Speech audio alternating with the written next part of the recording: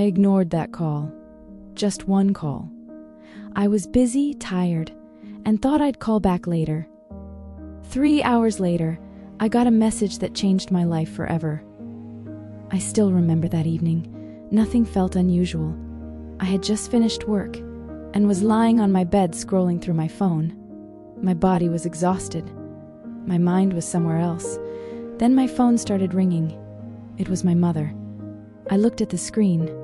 For a second I thought about answering, but I was tired. I pressed decline. I'll call her back later, I told myself. A few minutes passed. Then she called again and again. 3 missed calls. I felt a little annoyed. Why is she calling so much? I sent a quick text. Busy. I'll call later. No reply. I put my phone down and went back to watching videos. Hours passed. The sun disappeared. The room became darker. Then my phone vibrated. This time it wasn't my mother. It was my younger brother. I answered immediately. His voice was shaking. I knew something was wrong. Bye. He paused. Mom is in the hospital. For a moment, everything around me stopped. My heart dropped. I jumped from my bed.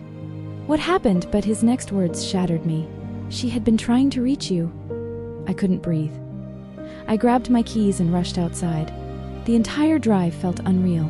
Every red light felt like torture. Every second felt heavier than the last. My mind kept replaying those missed calls. 3 missed calls. 3 chances. 3 opportunities I ignored.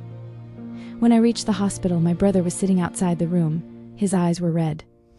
He looked at me but didn't say anything he didn't need to. I already knew. I slowly walked toward the door. My legs felt weak. My hands were trembling. Inside, machines were beeping softly. And there she was, my mother. The woman who spent her entire life answering every call I ever made. The woman who never slept until she knew I was safe. The woman who always picked up, no matter what. And now, I was the one who didn't answer. I sat beside her bed. For the first time in years, I felt like a helpless child. I held her hand. It felt cold. I whispered, Mom, I'm here. But deep inside, I knew I was late. Very late.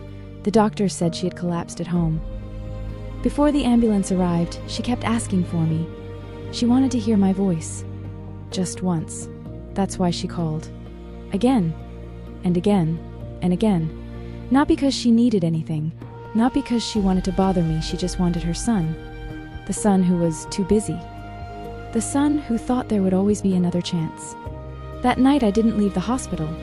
I sat there watching the clock, thinking about every moment I took for granted. Every ignored call. Every short reply. Every time I said, I'll talk later. Because later always feels guaranteed. Until one day it isn't. Around midnight, my mother opened her eyes. Just for a few seconds. She looked at me. A weak smile appeared on her face. And she squeezed my hand. I started crying immediately. I kept apologizing, over and over. I'm sorry. I'm sorry. But she didn't seem angry. She didn't seem disappointed. She simply looked at me the way mothers always do. With love. A kind of love that asks for nothing in return. The next morning, her condition became worse. Doctors rushed in and out of the room. Everyone looked worried. Hours felt like years. Then it happened. The machines suddenly became louder. Nurses started running. Doctors started shouting instructions. I stood frozen, unable to move, unable to think, unable to accept what was happening. A few minutes later, everything became silent. The doctor walked toward me, and I knew, before he even spoke, I knew. My mother was gone, the person who gave me life. Gone, the person whose calls I ignored. Gone, the person who waited for me until her final moments. Gone. For months afterward, I couldn't listen to my old voicemail recordings. I couldn't open our chat. I couldn't look at her contact name, because every time I did, I saw those 3 missed calls. 3 simple missed calls. The biggest regret of my life. People often think heartbreak comes from things we did, but sometimes, the deepest pain comes from things we didn't do. The call we didn't answer, the message we didn't send, the visit we postponed, the words we never said.